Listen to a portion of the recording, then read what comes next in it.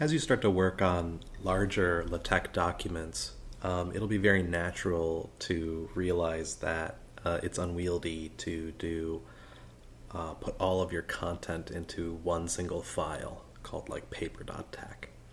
You'll start to want to divide your file, your content across multiple files, and LaTeX supports this very naturally.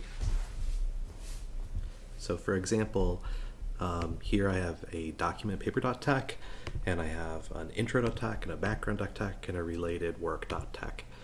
And so I can use a macro called input to include these.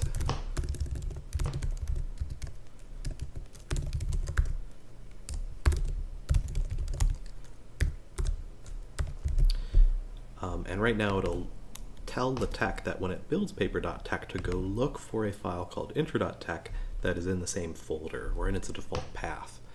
If I had this in a separate folder called like sections, it was in intro.tex inside of a directory called sections, I could do that. But these are in the same local directory.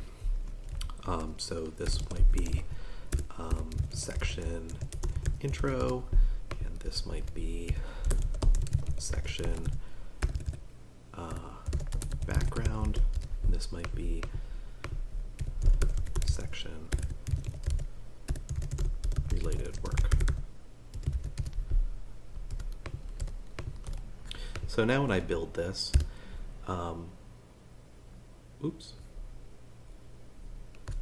I used the wrong macro name, little s, section, little s. So now it's build a document.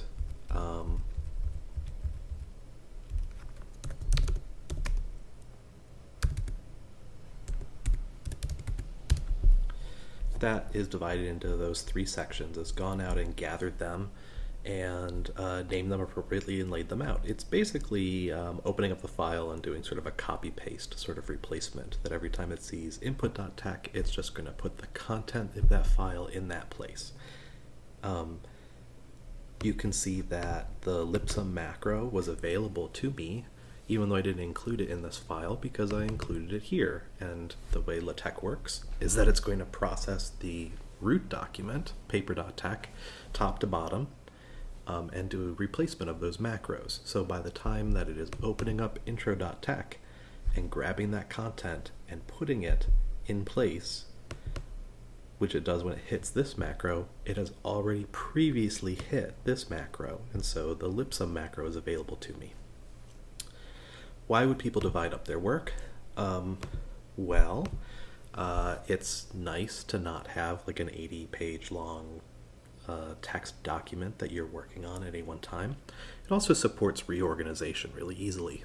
So let's say that I get feedback that says related work should in fact be a subsection that is inside of my intro, at the very end of my intro.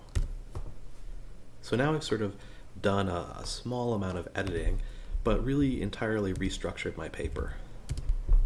So now we see intro 1.1 is related work, and section 2 is background. Of course, if I had numeric references to these sections, they would all be automatically updated and they would point to the right thing. This is perhaps why it's not a good convention to name your tex files chapter1.tex or section2.tex. It defeats the point of giving you the flexibility to restructure your document. Instead think structurally, where like this is a unit of my paper that is introductory. I don't know if that unit is a chapter or a section. Certainly I know by the time I write this macro, but perhaps I don't want to be locked into it through the name of the file itself. It might just end up making things confusing to think about background as chapter 2, when perhaps background turns into chapter 3.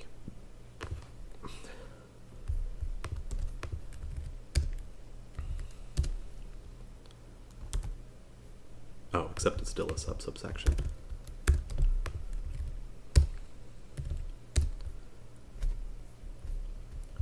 So section 2 would have been a really bad name for the text file holding the background content, because in fact, I'm not in control of numbers.